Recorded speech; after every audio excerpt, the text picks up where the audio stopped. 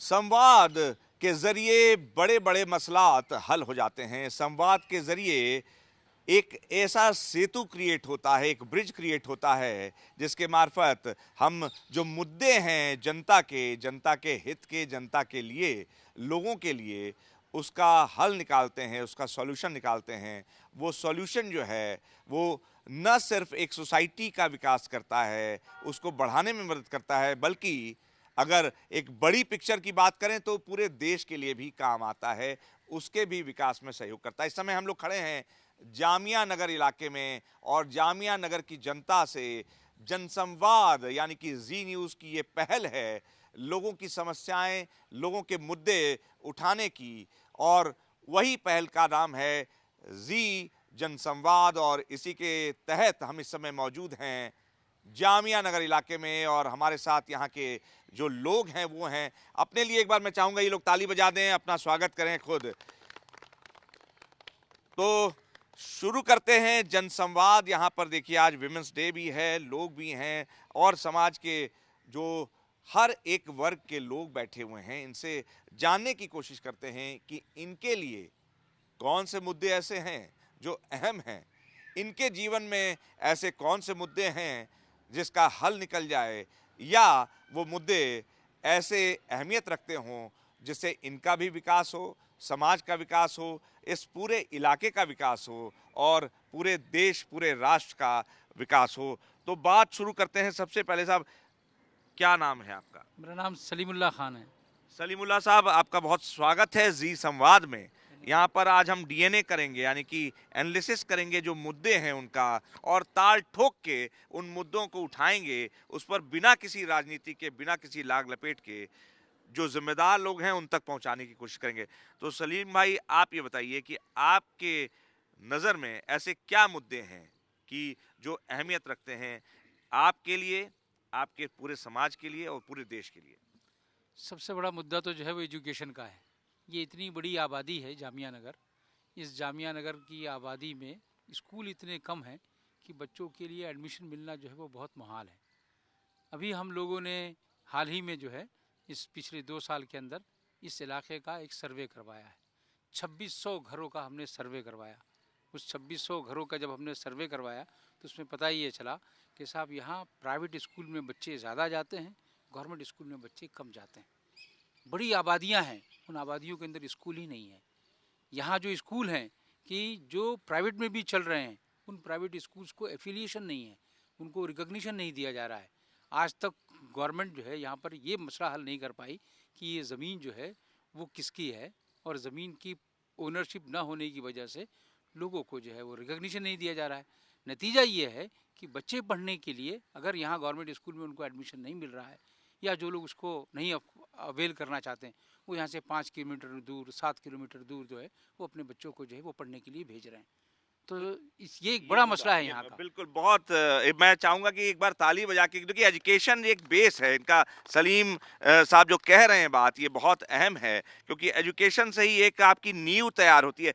ये सलीमुल्लाह साहब, ये इसके पीछे क्या बेसिस है? ये आप कह रहे हैं एक सर्वे, कहाँ है? कुछ इसके ऑथेंटिक कुछ प्रमाण हैं क्या आपके पास? ये देखिए मेरे हाथ में ये इसकी की एक फाइंडिंग्स बार मैं गोपाल से कहूंगा कि ये दिखाएं क्या है। School education in Muslim concentrated urban neighbourhood. अच्छा, ये पूरा आपने सर्वे तैयार पूरा किया? सर्वे बहुत दिया बढ़िया। गया, अच्छा, पूरी क्या इसकी है ये? रिपोर्ट है। इसमें हमने जो है ये आबिद फहीम साहब का नाम लिखा होता है। ये रिसर्चर हैं जिन्होंने इस पूरे रिसर्च को जो क्या है वो क्या लिखा है है। ये, आप बताइए हमारे हमने दर्शकों को। इस जामिया नगर का एक स्टडी इस पर करने की कोशिश की है कि जामिया नगर में एजुकेशन का असल इशू क्या है। हम कहते हैं हुकूमत बहुत सारे काम कर रही है, गवर्नमेंट बहुत सारे इंटरवेंशंस कर रही है, लेकिन गवर्नमेंट भी के भी अपनी लिमिटेशंस हैं। तो being civil society, being civilian, हमारी भी रिस्पॉन्सिबिलिटी है कि हम हुकूमत को ये बताएं कि आप कहाँ जो हैं वो पीछे हो रहे हैं।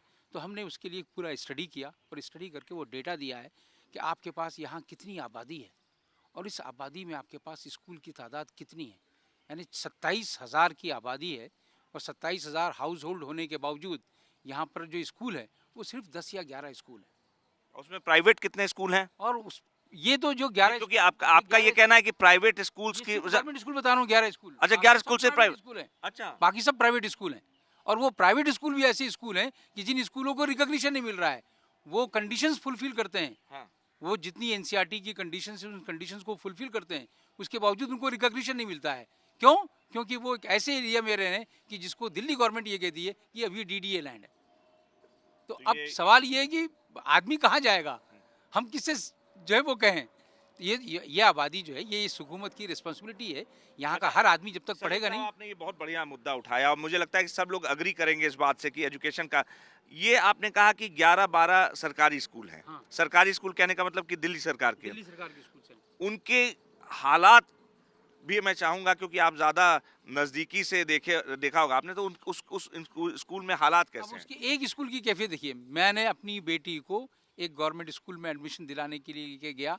मुझे पता चला कि वहाँ एक सेक्शन का यानी एक ग्रेड 11th ग्रेड का है, वहाँ पर जो है वो 8 जो है वो सेक्शंस हैं और हर सेक्शन में 60 से ज़्यादा ऊपर जो है वो बच्चे पढ़ रहे हैं।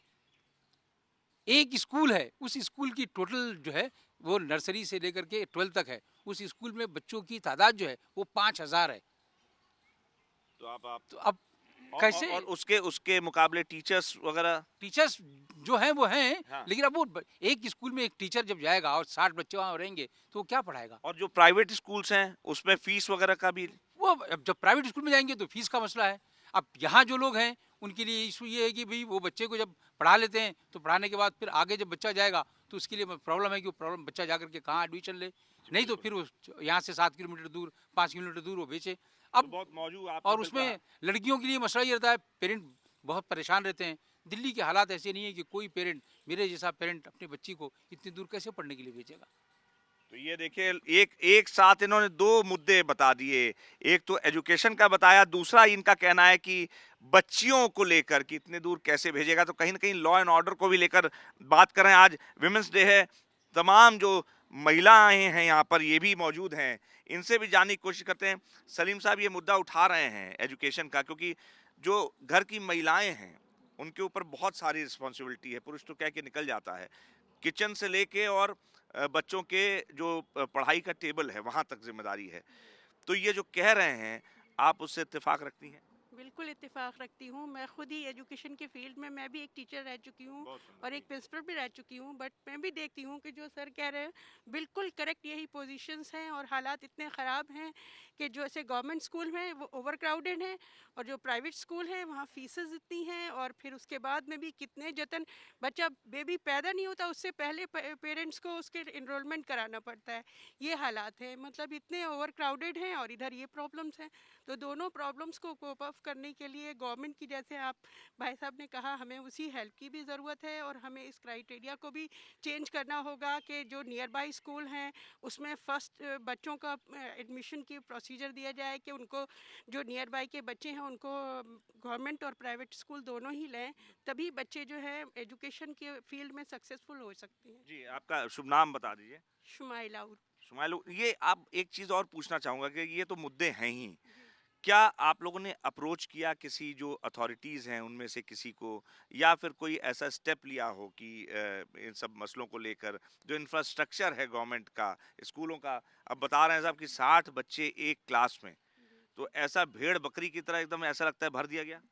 जी हाँ, और बिल्कुल सही बात है। सीट्स भी इतनी नहीं होती हैं जितने बच्चे होते हैं और फिर वहाँ पर देखिए कि एक रूम है उसमें इतने सारे ओवर क्राउडेड हो जाएगा। मतलब इतना लाइट की भी प्रॉब्लम हो रही है, पंखे नहीं है, बच्चे इतने ज़्यादा गर्मी में, सारी कुछ प्रॉब्लम्स होंगी ना जब क्लास ओवर क्राउडेड होगा। तो ये सब चीज़ों का भी बहुत ज़्यादा ध्यान देने की ज़रूरत है कि इन सब चीज़ों पर बहुत ध्यान दिया जाए, तो वरना तो बच्चे सफ़र करेंगे ही ऑलरेडी ये तो चीज़। ये इनका कुल मिला के ये भी शिक्षा के क्षेत्र से ही रही हैं, प्रिंसिपल रही हैं, टीचर रही हैं। इनका ये कहना है कि बच्चे, अगर आप ओवर क्राउडेड एटमॉस्फेयर में पढ़ेंगे तो जो पढ़ाना चाह रहे हैं, जो बताना चाह रहे हैं, शायद वो नहीं हो पाएगा। बच्चे जो एक ओवरऑल उनकी पर्सनालिटी ग्रूम करने का, बढ़ाने का है, वो नहीं हो पाएगा, क्योंकि टीचर एक साथ 70-60 बच्चों पे ध्यान नहीं दे पाएगा। बहुत सही एक मुद्दा उठाया। आज विमेंस डे है, महिला होने के नाते आपको क्या लगता है कोई और मुद्दा? शिक्षा का तो एक मुद्दा है ही, और ये यहाँ कहीं नहीं पूरे देश में भी बातें, और कोई मुद्दा जो आपको लगता हो कि जो जिम्मेदार लोग हैं वहां तक पहुंचना चाहिए? क्या नाम है पहले बता मेरा दें। नाम सादिया जबीन है, डॉक्टर सादिया जबीन। जी जी जी। मुद्दा मेरा कोई वीमेन का नहीं है सिर्फ, बल्कि मुद्दा कॉमन है समाज का है पूरे। सबसे पहली चीज़ तो यहाँ इस एरिए में जो सीवर वगैरह है उसका सही नहीं वो है। हर जगह सीवर जो है उसका पानी बहता है सड़कों पर। जो बनाया जाता है गटर उस पर इतने मोटे मोटे पत्थर, ऊंचाई इतना ऊंचा बना दिया जाता है कि आए दिन एक्सीडेंट होते हैं, गाड़ी इधर उधर पलट रही है। और इसी तरह से कूड़े का है। कूड़ा कितने दिन तक इधर रोड पर था, उसके बाद कूड़े वाले तो प्राइवेट हम लोगों ने लगा रखा है, भाई 100-150 देते हैं वो ले जाता है, लेकिन उसको कहीं रखने की जगह नहीं है, वो 8 नंबर पर पड़ा हुआ है। अच्छा, उसको उठाया जाता है तो पूरा नहीं उठाया जाता, आधा उठाया जाता है। तो ये वो है इशूज़ जिसका जिसका असर सेहत पर भी पड़ रहा है। बच्चों की सेहत भी, पोल्यूशन फैल रहा है, सेहत पर असर पड़ रहा है। पानी के लिए बहुत दिन से वादा किया था, खैर उस वादे की दुनिया में तो हम लोग जी रहे हैं। ये कहा गया था कि पानी आएगा, सप्लाई वाटर, वो तो वादा अभी पूरा नहीं हुआ। और भी बहुत सारे वादे हैं तो लेकिन पानी पानी आपने बहुत अहम मुद्दा, सफाई और पानी, जी जी ये देखिए एक ये बेसिक एमिनिटी ऐसी है, देखिए एक किसी भी मानव के लिए, जी तो आप दोनों मुद्दे उठा रही हैं। जी आपका कहना है अगर दिल्ली सरकार देख रहे हो या यहाँ जो जिम्मेदार लोग यहाँ के अधिकारी हैं वो सुन रहे हो, तो आपकी जो बात है वो वहां तक पहुंच रही है। सफाई नहीं है, कूड़ा वो तो पड़ा है ही रहता है, गंदगी है, और जड़ में हर चीज के, चाहे डेंगू हो, चाहे मलेरिया हो, चाहे कोई और बीमारी हो, कूड़ा करकट गंदगी है। ये एक जो मुद्दा सवाल और है, है ना। मुद्दा, हाँ जी। हाँ, रोड पर जो है वो कार पार्किंग नहीं है यहाँ इस एरिए में। तो रोड पर कार, चौड़ी रोड बनती है लेकिन कार खड़ी कर दी जाती, करें क्या, कार कहाँ खड़ी करें। आप देखिए कि 400 कार का पार्किंग पास हुई है दिल्ली में, कहाँ बनी, कितनी बनी, मुझे नहीं मालूम। इस एरिए में पूरे जामिया नगर में कहीं नहीं है। ये भी एक बड़ा मसला है, बड़ा इशू है। सड़क आए दिन जाम रहती है, आधे पे कार पर वो है।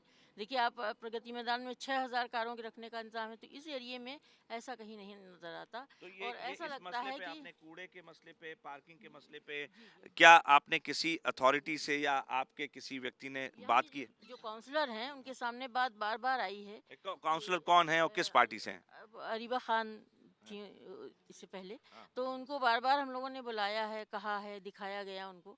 तो एक आध बार यहाँ से तो हटा, सामने अलशिफा हॉस्पिटल के सामने से जो था वो हट गया। अब 8 नंबर पर रहता है, बहुत बुरी तरह बदबू। और अभी भी पुलिस चौकी के पास शाहीन बाग थाना जो है वहाँ भी है कूड़ा। तो ये एक बड़ा मसला है जिससे बहुत सारी चीज़ें रुक सकती हैं ना। रुक सकते हैं, जब बिल्कुल। रास्ता ब्लॉक होगा, रास्ता साफ नहीं होगा, जाने आने में परेशानी होगी, तो इससे एजुकेशन भी मुतासिर होगी, सेहत भी मुतासिर होगी, हर चीज़ पर असर इसका पड़ेगा सब और पड़ रहा इंटरलिंक्ड है। है, बिल्कुल हाँ, सही पड़ कहा। रहा है। बिल्कुल सही कहा आपने, इंटरलिंक्ड हैं, कुछ और लोग भी हैं, कुछ और मुद्दे हैं, और आवाजें बहुत सी हैं, और यही कहा जाता है कि जब आवाज उठती है, मुद्दे उठते हैं, तभी उसका हल निकालने की कोशिश होती है। बात करते हैं, जनाब क्या नाम है आपका? नूरुल्लाह खान। नूरुल्लाह साहब, देखिए तमाम मुद्दे उठ रहे हैं, आप भी यहाँ के रिहाइश, आप यहीं रिहाइश है, जी जी। और ये सब मसले हैं। अब देखिए एक विमेन होते हुए उन्होंने इतनी बेबाकी से अपनी बात रखी, मुद्दे उठाए, और पार्षद से भी मिली, यहाँ विधायक और सांसद से आप इत्तेफाक रखते हैं ये जो बात कह रही हैं, गंदगी, कूड़ा करकट रखा हुआ है, सफाई नहीं है, पानी नहीं है, पानी का भी मसला उठाया उन्होंने, क्योंकि पानी की किल्लत से सबसे ज्यादा दो चार महिलाओं को ही होना पड़ता है। बिल्कुल बिल्कुल। यहाँ जो कई मुद्दे हैं उसमें एक बहुत बड़ा मुद्दा इलीगल पार्किंग का है। बिल्कुल तबाही मचा रखी है। कभी कभी तो पैदल चलना मुश्किल हो जाता है, शाम में तो आप पैदल नहीं चल सकते। अच्छा। लोग पैदल चलने के लिए जो है वाया गलियां जो है इस्तेमाल करते हैं। उसके अलावा जो है दुकानदारों ने तबाही मचा रखी है। 4-4, 6-6 फीट जो है आगे अपना वो दुकानें वो लगाए हुए हैं, चाहे वो खाने के सामान हो या लकड़ी वाले हों या दूसरे लोग हों। उसके अलावा जो है नालियों में आप देखेंगे एक सरकारी एमसीडी का प्लान होता है कि नाली हर 1 महीने 2 महीने पे ढक्कन खोल करके उसकी सफाई हो। यहाँ जब तक उबाल खा करके 4-6-10 दिन लोग जो है परेशान ना हो जाएं और यूट्यूबर और पत्रकारों को बुला करके अपनी आवाज़ ना उठाएं, तब तक जो है उसको कोई सुनने वाला नहीं होता है। स्कूल का तो सलीमुल्लाह साहब ने बताया, स्कूलों का तो बहुत बुरा हाल है। मैं अपने बच्चों के एडमिशन के लिए खुद परेशान हूँ। हम लोग सोशल वर्कर हैं, आवाज़ उठाते हैं। थोड़ी सी पब्लिक में भी कमी यह है कि इस तरह के जो है प्रोग्राम में वो शरीक नहीं होते हैं। जैसे देखिए भीड़ बहुत कम है, इसमें और लोगों को आना चाहिए। तो मैं आप लोगों से चाहूँगा कि इस तरह का जो है संवाद हर जगह हो। जामिया नगर बहुत पॉपुलेटेड एरिया है। एक और चीज़ है कि जामिया जैसा यूनिवर्सिटी जैसी, जामिया जैसी यूनिवर्सिटी यहाँ है। हर साल यहाँ 38-42 बच्चे आईएएस में निकलते हैं। मतलब किसी एक एकेडमी या एक सेंटर से ये पूरे इंडिया में सबसे अच्छा ये आ रहा है, जामिया का नाम आ रहा है। लेकिन उसी जामिया नगर का इतना बुरा हाल है। तो इसमें मैंने देखा कहीं कहीं जो है इसमें सरकार भी थोड़ी सी तवज्जो कम दे रही है।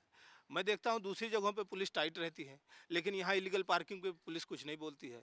इसलिए जो है मसला और ज़्यादा बढ़ता जा रहा है। पब्लिक तो बहुत ज़्यादा मुद्दा इससे परेशान मुद्दा इलीगल पार्किंग का ये बता रहे हैं, सफाई का बता रहे हैं, जो यहाँ के हल्के के डीसीपी हैं और जो एसीपी हैं और जो सीपी साहब बैठे हुए हैं दिल्ली में, दिल्ली के दिल में, वो भी जरा सुन लें। नूरुल्लाह साहब की बात कर रहे हैं कि यहाँ पर इलीगल पार्किंग, हालांकि मैं इनके जानकारी के लिए बता दूं कि पूरी दिल्ली का हाल है। इनको ये लग रहा है कि जामिया नगर का है, लेकिन मुझे लग रहा है सब लोग इत्तेफाक रखेंगे।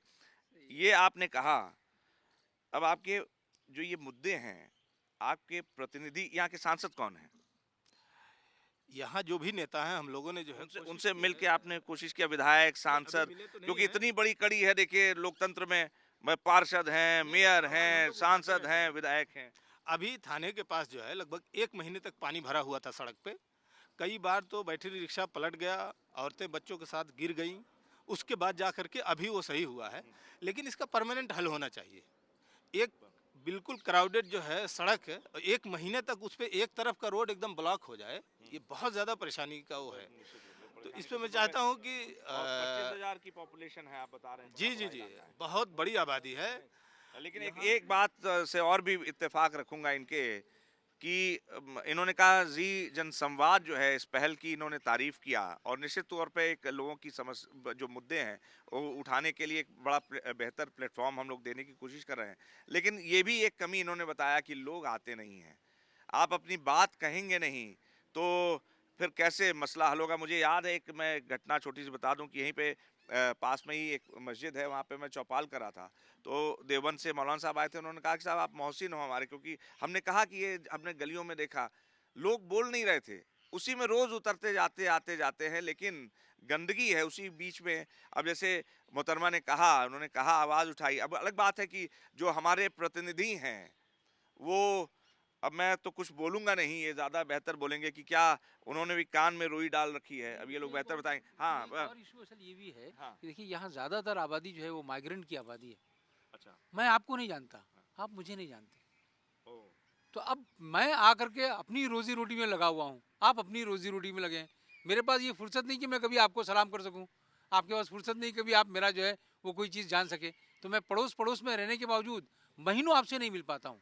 तो ये माइग्रेंट वाला क्या मुद्दा है, ये क्या है? यानी ये जो आबादी है, हाँ, मतलब इस यहाँ के परमानेंट निवासी नहीं नहीं है। हाँ। अभी हमने जिस सर्वे का आपसे तस्करा किया, हाँ। उसमें हमने एक चीज़ ये भी फाइंड आउट की कि यहाँ के रहने वाले 22% लोग ऐसे हैं, परसेंट लोग ऐसे हैं कि जिनके पास यहाँ का वोटर आईडी नहीं है। और हमने पूछा यहाँ से कब से रह रहे हैं, तो उन्होंने कहा 5 से 10 साल से रह रहे हैं। तो ये गवर्नमेंट ने कुछ सर्वे नहीं कराया? मैं प्राइवेटली आपको- आपने करवे लिया उन लोगों ने? ये मैं आपको बता रहा हूँ, ये डेटा है, वो लोग उस रिपोर्ट को जो है 22% तो बहुत बड़ी आप, 22% लोग ऐसे हैं कि इनकी वोटर आईडी नहीं है यहाँ पर। और कोई चेकिंग नहीं है, आधार नहीं है। अब वो सब उनके अपना नियर बाई यूपी और बिहार जहाँ के वो होंगे, वहाँ उनका अपना आधार कार्ड वगैरह या उनका जो कुछ भी इलेक्शन कार्ड वगैरह तो होगा, ये वहाँ एक मुद्दा और ये इससे जुड़ा एक और भी है। तो क्या आपको लगता नहीं है कि लॉ एंड ऑर्डर का भी एक मुद्दा बनता हो? बाहर से आए हैं, बिहार यूपी से आए हैं, यहाँ पे रह रहे हैं, कल को कुछ भी करके चले जाएं। वो तो खैर गवर्नमेंट के सोचने की चीज़ है, लेकिन यहाँ तो लोग जो आए हैं वो सब अपने ही लिए आए हैं कि वो अपने अपने घर वालों के लिए जो है वो पैसा कमाना चाहते हैं। तो वो तो इसमें अपने हैंड टू माउथ इतना रहते हैं। अभी जो नूरुल्लाह साहब कह रहे थे, वो जो इशू है कि भाई लोग क्यों पार्षद के पास नहीं जा सकते, क्यों विधायक के पास नहीं जा सकते, क्यों सांसद के पास नहीं जा सकते, लोगों के पास टाइम ही कितना है, ये बड़ा है issue। मैं एक आवाज, हाँ अच्छा, आप बोल लीजिए, मैं आ रहा हूँ आपके पास भी आ रहा हूँ। कुछ लोग और भी उधर से हाथ उठा रहे हैं। आप पहले शुभ नाम बता दीजिए अपना। तो मेरा नाम डॉक्टर मोहम्मद रिजवान है। हाँ, आपका चेहरा काफी जाना पहचाना लग रहा है। जी जी जी, हो सकता है इधर कहीं देखा हो। एक centre for study and research हम लोग चलाते हैं। हाँ। मैं सलीम साहब की बात से थोड़ा सा ब्रॉडर कॉन्टेक्स्ट में उसको ले जाऊंगा। असल में सर देखिए ये है कि भाई ऐसा क्यों एक्सपेक्ट किया जाता है कि आवाम उनके पास जाए और मुद्दे बताए। Everybody knows it, why can't you just ये भाई इनके लिए ताली बजनी चाहिए एक बार। ये डॉक्टर साहब के लिए बहुत बढ़िया बात कही कि आवाम ही क्यों जाए। भैया कहा जाता है जनता तो जनार्दन है, लेकिन सिर्फ वोट के समय कहा जाता है। आप ये कहा जाता है ना, जनता जनार्दन है, जनता तो खुदा है, लेकिन बार बार जब दौड़ाने की बात आती है तो जनता दौड़ के जाए। हैं, बहुत बढ़िया भाई, एक बार और ताली बजा दीजिए डॉक्टर साहब के लिए। जी जी। तो ये हम समझते हैं कि इस पूरे माइंडसेट से ही बाहर लाने की जरूरत है। गवर्नेंस है, पोलाइटी है, ये सब चीज़ें करने के काम है। हमने उनको इलेक्ट करके दे दिया इसलिए कि आप करें, क्योंकि हम नहीं जाके कर सकते थे, right? So it's your duty, go do the work. अब जैसे माइग्रेंट की बात हुई, मैं नहीं मानता, हम सब सारे हिंदुस्तान के सारे लोग एक दूसरे के भाई हैं, उससे भी आगे बढ़कर पूरे इंसान एक दूसरे के भाई हैं, एक माँ बाप की औलाद है। वो कुछ कमाने वमाने के लिए बेचारे आए हैं, उनका अपना अपना सब काम धाम है। सो अब आप उनसे ये एक्सपेक्ट करें कि वो अपनी डेली स्ट्रगल भी करें और फिर सोशल कॉजेस के लिए भी आगे बढ़ें, it is difficult. Kind of atmosphere जिस तरह की सोशल डेमोक्रेसी में हम रहते हैं वहाँ ये सब पॉसिबल नहीं है। तो पहली चीज़ तो ये है कि हम सारे लोगों से रिक्वेस्ट करना चाहते हैं कि भाई अपनी अपनी जिम्मेदारी पहचानिए, करिए। वो नाले का बहुत साल से मैं दिल्ली में आता हूँ, वो नाला अभी तक यूपी और दिल्ली सरकार के इसमें लड़ाई झगड़ों में वो फंसा हुआ है। भाई उसको कर दीजिए, उसको, लोगों को डेंगू होता है हर साल, वो सब होता है। तो ये एक चीज़ है। दूसरा, जैसे सर बता रहे थे एजुकेशन के एस्पेक्ट में, देखिए नेशनल लेवल पे हमारे साथ एजुकेशन के इशू हैं, लेकिन थोड़ा जब आप और फोकस करते हैं, हमारे सेंटर ने एक स्टडी की थी, हमने ये देखा कि जो गेटवाइज्ड कम्युनिटीज़ हैं वहाँ पर और ज़्यादा लापरवाही बढ़ रही है। हम ये चाहते हैं कि इसके ऊपर उठ के सरकार सोचे कि भाई हम कुछ मुद्दों में फाइनल है। देखिए पॉलिटिक्स सबको करना है, हम सब जानते हैं, ग्लोबली अमेरिका में भी क्या होता है, सब पॉलिटिक्स सब करना है, लेकिन कुछ बेसिक चीज़ों पे कभी कंप्रोमाइज़ ना हो। एजुकेशन पे हम कंप्रोमाइज़ नहीं करेंगे, बेसिक इंफ्रास्ट्रक्चर पे कंप्रोमाइज़ नहीं करेंगे, हेल्थ पे कंप्रोमाइज़ नहीं करेंगे, रोड पे कंप्रोमाइज़ नहीं करेंगे। बाकी सब हिंदू मुसलमानों चर्च चल रहा है, ठीक है, वो कीजिए, कोई बात। हमारा ये मानना है कि इस तरह की जो चीज़ें हैं इसको लार्जर पिक्चर में रखते हुए गवर्नमेंट ले, and they should do some so that country can be get forward. बहुत बहुत बहुत बहुत बढ़िया बात। और कहा गया है कि भूखे पेट इबादत नहीं होती जनाब। और एक और बहुत बढ़िया बात इन्होंने कही है जो कि मैं फिर से एक बार दोहराना चाहूंगा कि जो बेसिक इंफ्रास्ट्रक्चर है उस पर ध्यान देना चाहिए। ठीक है, पॉलिटिक्स से हिंदू मुसलमान करते रहिए, लेकिन जैसे अन्य देश में है, कनाडा है, चाहे वहाँ पे एजुकेशन को लेकर, या फ्रांस की बात करें, वहाँ का जो हेल्थ इंफ्रास्ट्रक्चर है वो बेहतरीन और बेहतर से बेहतरीन है, उस पर ध्यान देना चाहिए। बात अच्छी है, मुद्दा अच्छा है। एक अभी जनाब ये पीछे से हाथ उठा, सॉरी थोड़ा देर से आना पड़ा, बातें जी बताएं, क्या नाम है पहले हाँ, तो? मसीहुज़्ज़मान अंसारी नाम है मेरा। हाँ। मैं मीडिया रिसर्चर हूँ। अच्छा। और मैं अपनी बात की शुरुआत करूँगा, जो अभी मूलभूत मुद्दे आए हैं, अभी जो बात हुई आगे, मूलभूत मुद्दे शिक्षा के और स्वास्थ्य के, सफाई के, ये मूलभूत मुद्दे हैं। और यही मेरा प्रश्न है कि इतनी बड़ी आबादी है और यहाँ के लोग मूलभूत मुद्दों से त्रस्त हैं। तो सवाल ये है कि जैसे आप अभी यहाँ से मोड़ से लेकर के 9 नंबर तक जाएं आप, तो आप देखेंगे कि कई सारे खंबे लगे हैं, सैकड़ों या दर्जनों खंबे हैं, सैकड़ों की तादाद में होंगे। जब ये खंबे लग रहे थे तो लोग बहुत प्रसन्न थे यहाँ पे कि सरकार हमारे लिए इतना चिंतित है कि खंबे लग रहे हैं, शायद लाइट आएगी, लेकिन लाइट नहीं लगी। वहाँ पे CCTV कैमरे लगे और वो यहाँ पर वो सर्विलांस बढ़ गया। ठीक है, प्रशासन बढ़ाए, लेकिन लाइट कब लगेगी? सवाल प्रश्न यही है कि हम एक नागरिक हैं, इससे परे कि हम किस धर्म को फॉलो करते हैं, क्या जात है, क्या हमारी भाषा है, हम एक नागरिक हैं, एक लोकतंत्र में रहने वाले नागरिक हैं। और नागरिक के रूप में हमें प्रशासन क्यों नहीं देख रहा है? विकास का पैसा आकर के NFC तक ख़त्म हो जा रहा है, वहाँ रोड पे एक लेयर पे दूसरी लेयर जम रही है, लेकिन यहाँ पे गड्ढे नहीं भर रहे हैं। यहाँ से लेके वहाँ तक जाइए, आपको लगेगा रोड पर गड्ढे हैं या गड्ढे में रोड है। इतने गड्ढे हैं, और सुबह जो बच्चे को स्कूल पहुँचाने लोग जाते हैं वो जानते हैं किस तरह से त्रस्त हैं, इतनी वो है। अब यहाँ से लेकर के उधर आप जाइए, एक राउंड आप लगाएंगे, आप देखेंगे कि यहाँ चौकियाँ कई मिल जाएंगी, दर्जनों मिल जाएंगी, पुलिस चौकी, CCTV कैमरे हज़ारों की संख्या में मौजूद हैं, लेकिन मूलभूत सुविधाएं, स्वास्थ्य की सुविधाएं, स्किल डेवलपमेंट के, लाखों की आबादी है, कोई स्किल डेवलपमेंट सेंटर नहीं है। सरकारी बहुत सारे चल रहे हैं, नहीं है यहाँ पे उस तरह से नहीं जितनी होनी चाहिए। आबादी के अनुपात में जो बात कहा जाती है, आबादी के अनुपात में न तो वो सुविधाएं हैं। यहाँ से टैक्स सरकार ले रही है, ये लोग बिजली की बिल है, तमाम उस तरह की सुविधाएं नहीं मिल रही हैं, और लेकिन सरकार टैक्स ले रही है। तो मेरा वही प्रश्न है कि आप नागरिक के रूप में क्यों नहीं दें? प्रशासन से यही है कि वैमनस्यता से नहीं समाज चलता है, समाज सामंजस्य से चलता है। वो सामंजस्य हमको नहीं दिखता है कि आप एक नागरिक के रूप में क्यों नहीं मान रहे हैं। हम किसी भी धर्म को फॉलो कर सकते हैं, हम एक नागरिक हैं, लोकतंत्र में अधिकार उतना ही रखते हैं जितना किसी और भी धर्म और जाति का व्यक्ति रखता है। वो अधिकार से वंचित किया जा रहा है, हमें नागरिक क्यों नहीं समझा जा रहा है? प्रश्न यही है कि आप CCTV से नज़र तो रख रहे हैं, लेकिन उस CCTV से गड्ढे क्यों नहीं दिख रहे हैं? यहाँ मूलभूत सुविधाएं वो क्यों नहीं दिख रही हैं? यहाँ स्कूल नहीं है वो क्यों नहीं दिख रहे हैं? यहाँ के लोगों की जो वेदना है, जो पीड़ा है, जो व्यथा है, वो क्यों नहीं दिख रहे हैं? मुझे ये प्रश्न है कि प्रशासन जो है बहुत ही उसका हृदय बहुत बड़ा होना चाहिए, माता स्वरूप उसका हृदय होना चाहिए, और उस हृदय से, उस नज़रिए से, उस दृष्टि से जब ये देखेंगे तो सब नागरिक दिखाई देंगे, वो किसी समुदाय विशेष के हों या किसी उसके हों। तो ये दूसरा, ये प्रशासन का जो नज़रिया है वो क्या है? वो एक नागरिक, वो अपने आप को एक देश करके कि प्रशासनिक अधिकारी या प्रशासनिक व्यवस्था के रूप में देखे, हमको नागरिक के रूप में देखा जाए। मेरे लिए एक युवा हूँ, सबसे बड़ा प्रश्न ये कि हमको नागरिक के रूप में नहीं देखा जा रहा है, और हमको जो मूलभूत सुविधाएं मिलनी चाहिए नहीं मिल रही है। इसलिए तमाम वो है, पानी नहीं मिल रहा है, एजुकेशन नहीं है, वो नहीं है। आप चौकी तो बना दिए, अभी स्कूल नहीं बना है, मंशा पे संदेह है और ये संदेह करना स्वाभाविक है ये मेरा। एक युवा, आपने युवा की बात कही, तो युवा के तौर पर, एक भारत के युवा के तौर पर आपको, ये तो बेसिक मुद्दे हैं ही, डॉक्टर साहब ने बहुत अच्छी बात कही कि जो प्रतिनिधि हैं वो आते नहीं आते हैं, क्योंकि आपने जो आपकी ये वेदना है, जो आप माइक पे बोल रहे हैं जी न्यूज़ के, ये वो आते नहीं हैं, आपकी समस्याएं सुनते नहीं हैं, प्रशासन सुन नहीं रहा है। अदर देन दिस, एक युवा के तौर पर, क्योंकि भविष्य काफी आगे सुनहरा होना चाहिए, आपको क्या लगता है कि क्या और मुद्दे हैं जिन पर ध्यान देना चाहिए, यहाँ से लेके और राष्ट्रीय स्तर से लेके अंतर्राष्ट्रीय स्तर तक? बहुत सारे मुद्दे हैं। अभी हमने एक रिपोर्ट भी लाई थी कि युवाओं में बेरोजगारी की दर बहुत ज़्यादा बढ़ रही है, इस पे कोई बात नहीं होती है। दूसरा ये है कि जैसे नेता नहीं आते हैं, लेकिन इसमें दूसरा एक पहलू ये भी है कि हमने इस तरह से ट्रेनिंग नहीं की अपने लोगों की, जनता की। जैसे नेता की ट्रेनिंग नहीं की? नहीं, नेता की नहीं, हमने जनता की इस तरह ट्रेनिंग, जैसे हम समझते हैं कि लोकतंत्र में वोट देना कर्तव्य है हमारा, लेकिन ये भी है कि हमारा सब प्रश्न पूछना भी कर्तव्य है। ये ट्रेनिंग लेना समाज में जो लोग प्रतिनिधि हैं, जनप्रतिनिधि हैं, जो लोग सत्ता में हैं, उनका ये काम होना चाहिए। जैसे कहा कि साइंटिफिक टेम्परामेंट डेवलप करना, कितना डेवलप हो रहा है मालूम है, मीडिया में जो खबर आ रही है, जो वो आ रहे हैं, जो धारावाहिक आ रहे हैं, उसमें तमाम जो है आडंबर जो है परोसे जा रहे हैं, तो साइंटिफिक टेम्परामेंट कहाँ डेवलप हुआ? उसी तरीके से राजनीतिक परिप्रेक्ष्य में जब हम ये देखते हैं, तो हम देखते हैं कि ये तो कहा गया तुम नागरिक हो, तुम्हारा काम वोट देना है, लेकिन हम अगर सत्ता में हैं, तो हमारा काम क्या है ना? तो जनता की भी इस तरह से ट्रेनिंग हो कि हम सवाल पूछ सकें। अपराध बना दिया गया सवाल पूछना। आप जानते हैं बहुत सारे पत्रकार सवाल पूछ रहे हैं, जेल में हैं, 5 सालों से लोग जेल में हैं। तो युवा की वेदना ये है कि हम, एक तो ये कि प्रश्न करने का जो हमारे अंदर वो होना चाहिए, सरकार से पूछने का जो साहस होना चाहिए, उस साहस को कुचल दिया गया है। और क्यों कुचला गया? कुचला आपके गया है। पास जो लोग यूट्यूब प्रश्न है, कर- आप कितने- क्यों नहीं? कितने आप अब डेटा देख लीजिए, कितने पत्रकार प्रश्न पूछने वाले लोग जेलों में हैं। तो यूट्यूब पे भी पूछने पे जेल हो जाएगी क्या? यूट्यूब पे तमाम उस पे सरकार ने उसे बहुत सारी वो नीतियां बनाई हैं यूट्यूब पे। नहीं, आप पूछे सवाल, ये एज इट इज जाएगा। सरकार का होगा तो सरकार उसको वो करी। यूपी में भी आया कि आप प्रचार करिए, पैसा मिलेगा, और वरना उसके बाद क्या होगा।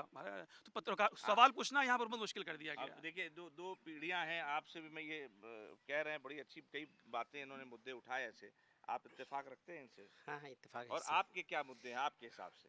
इनके तो हैं ही, और आप सबसे बताइए। बड़ा मुद्दा जो है ना इस इलाके में, जो लड़कियां हैं, जो गर्ल्स हैं, उनके लिए अच्छा है सरकारी स्कूल नहीं है। बहुत से पेरेंट्स ऐसे हैं ये जो, तो हो गया स्कूल का हाँ, मुद्दा, तो हमने एक उसमें बस एक चीज़ जोड़ रहा हूँ उसमें। जी।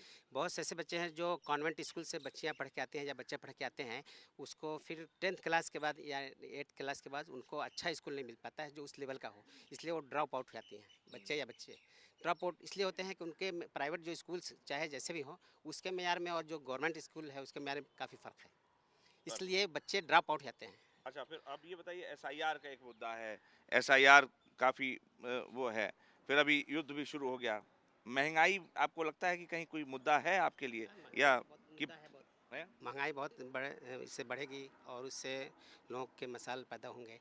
तो ईद की सेवई मीठी होगी कि इस बार जो है फीकी रहेगी? नहीं मीठी तो रहेगी अभी। चीनी महंगी? बिल्कुल।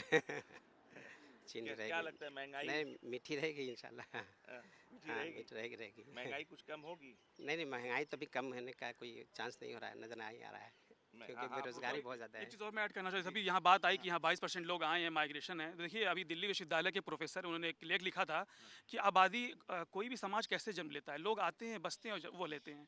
रही बात डॉक्यूमेंट की, तो डॉक्यूमेंट लेना तो मतलब वो प्रक्रिया का हिस्सा है। तो इस बात से बिल्कुल असहमत हूँ मैं। अभी जो बात आई कि 22% लोग आए हैं माइग्रेट, पूरा समाज ही माइग्रेट, इसी तरह देश बनता है, सभ्यताएं ऐसा ही जन्म लेती हैं। तो बिल्कुल असहमत हूँ इस बात से, सबकी अपनी आज़ादी है, बिल्कुल असहमत हूँ इस बात से कि यहाँ पर जो है माइग्रेंट हैं और उनका वोटर वो नहीं है, बिल्कुल असहमत हूँ। और सरकार का काम है, सरकार अपना काम करे, उस पर जो करना चाहिए। नहीं, उनका ये कहना था कि यहाँ पे जो पॉपुलेशन है वो माइग्रेंट, हाँ ये, लेकिन आपकी भी बात सही है कि एक देखिए, महिला शक्ति भी हमारे साथ मौजूद है और इनकी राय बेहद ज़रूरी है, क्योंकि कहा गया है कि जो समाज है, घर है, वो महिलाओं से ही बनता है। आपके क्या मुद्दे हैं आपके हिसाब से, आपको क्या लगता है कि मुद्दे? हाँ, मैं यही बताना चाह रही नाम थी अपना बता दीजिए जी, पहले। मेरा नाम सादिया शबीबी है। जी।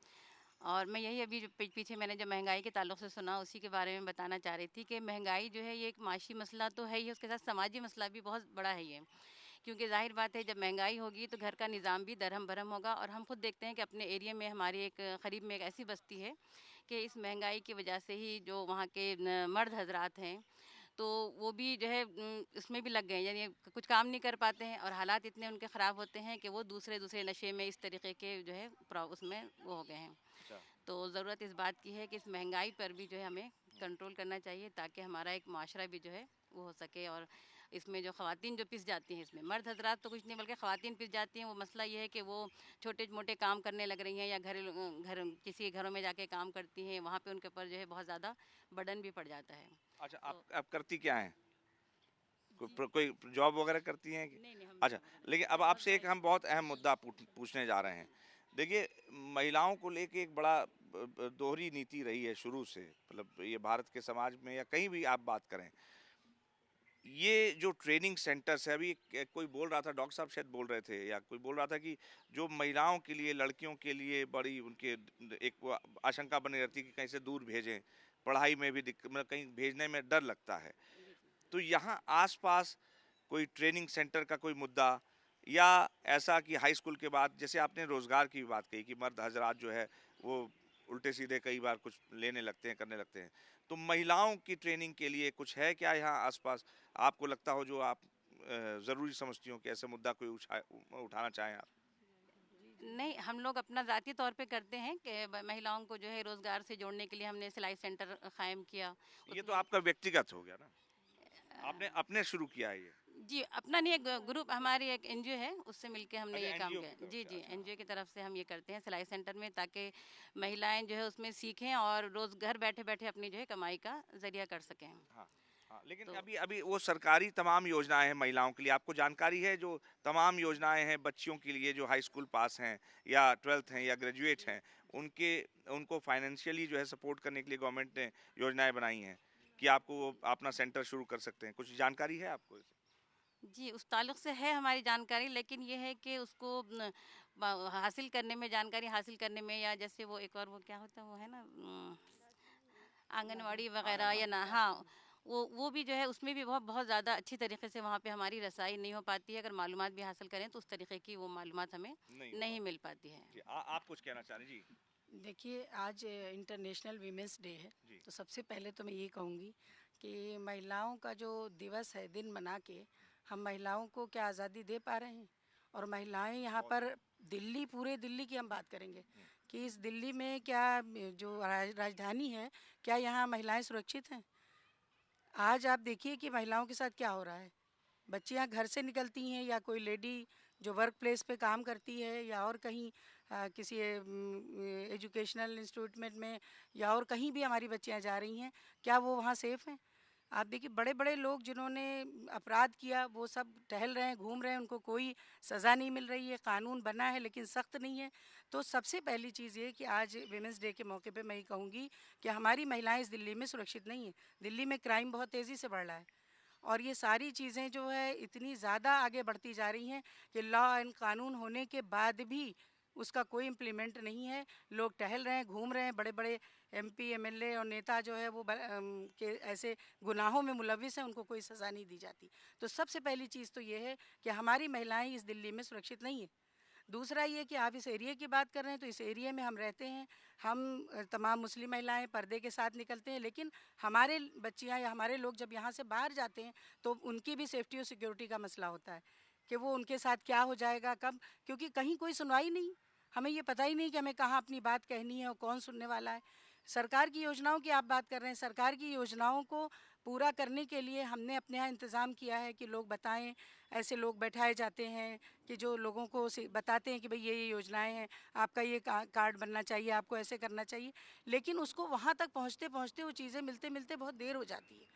बड़ा मुश्किल है मामला। डॉक्टर्स भी प्राइवेट क्लिनिक पे आपको ज़्यादा देखेंगे, इलाज करेंगे, जब पैसे लेंगे, पैसे जमा हो जाएंगे तो आपका मरीज़ बच जाएगा, लेकिन अगर पैसे नहीं हैं, आप सरकारी अस्पताल में एड़ियाँ रगड़ देंगे, आपको बिस्तर नहीं मिलेगा, आपको चीज़ें नहीं मिलेगी। ये हकीकत है, ज़मीनी हकीकत, और ये सच्चाई है। तो मुद्दे तो इतने हैं कि आपका ये प्रोग्राम जो है, इसके लिए ऐसे 10 प्रोग्राम आप करेंगे तो काफ़ी नहीं है, लेकिन बहरहाल हम कहाँ से शुरू करें, कहाँ ख़त्म करें, हमारे समझ में नहीं आता।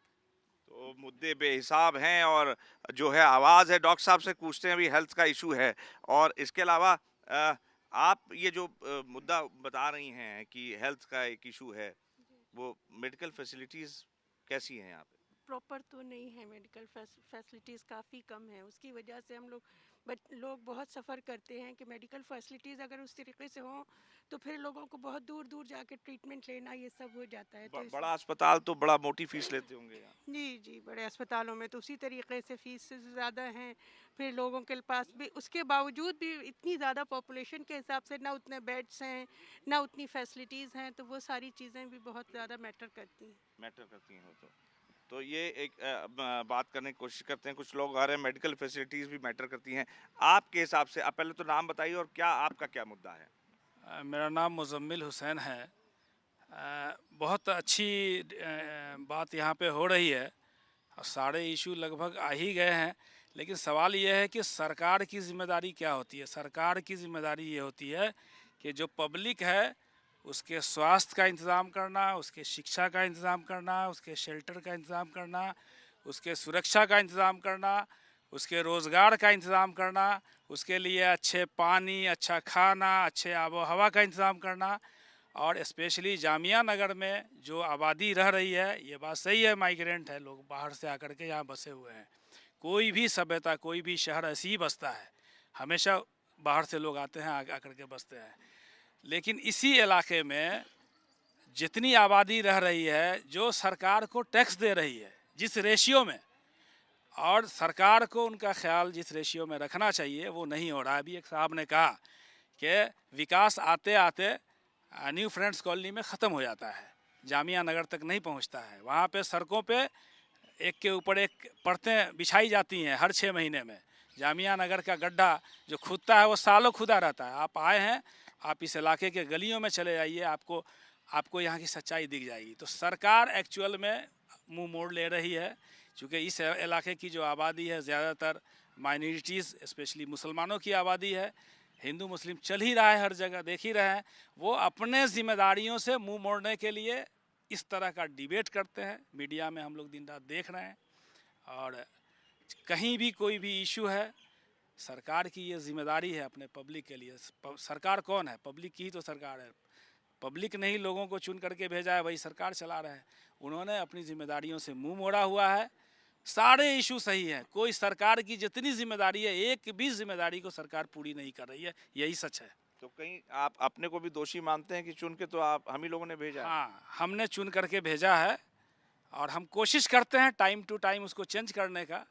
लेकिन अभी जो चल रहा है इस नफ़रत के आंधी में, वो हो नहीं पा रहा है। देखिए 70% आवाम इस मुल्क की, स्पेशली दिल्ली की मान लीजिए, जामिया नगर की भी मान लीजिए, 70% आवाम जो चुनी हुई सरकार है उसके खिलाफ है, ये सच है।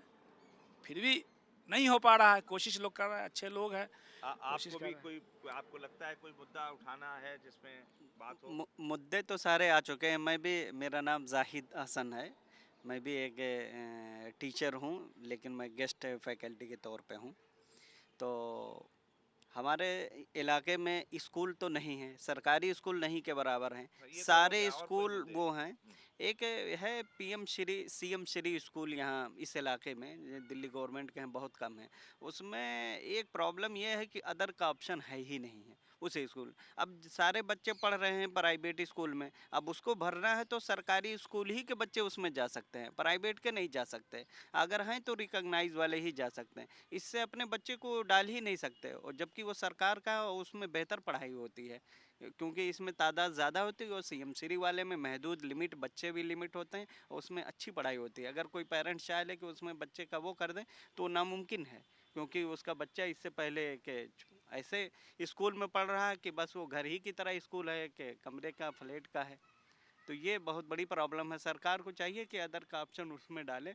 और उनका 50% रिजर्वेशन है और दूसरे लोगों का कुछ भी नहीं है, तो ये बराबरी का होना चाहिए। और दूसरी चीज़, एक अदर का ऑप्शन होना चाहिए कि कोई भी स्कूल हो, कोई भी बच्चा हो, वो फॉर्म सीएम श्री वाला भर सकता है और उसमें जा सकता है, टेस्ट में बैठ सकता है। ये एक हमारे आपके हिसाब से तो ये मुद्दे हैं। और बहुत ही अच्छा एक मोहतरमा ने यहाँ पे कहा कि मुद्दे बेहिसाब हैं, और अगर उन मुद्दों पर लगातार चर्चा छिड़ जाए तो एक क्या कई प्रोग्राम नाकाफ़ी हैं। और जी जनसंवाद इसी को लेकर ये पहल है जो ये कह रही थी कि नाकाफ़ी साबित हो, ऐसा नहीं है। हम अलग अलग इलाकों में जाकर लोगों से ज़मीन से जुड़े जो मसलात हैं, जो मुद्दे हैं, उसको समझने की, जानने की कोशिश करते हैं, एक प्लेटफॉर्म दे रहे हैं ताकि लोग अपनी दिल की बात कह सकें, उन मुद्दों को उठा सकें जो कि बहुत रेलेवेंट हैं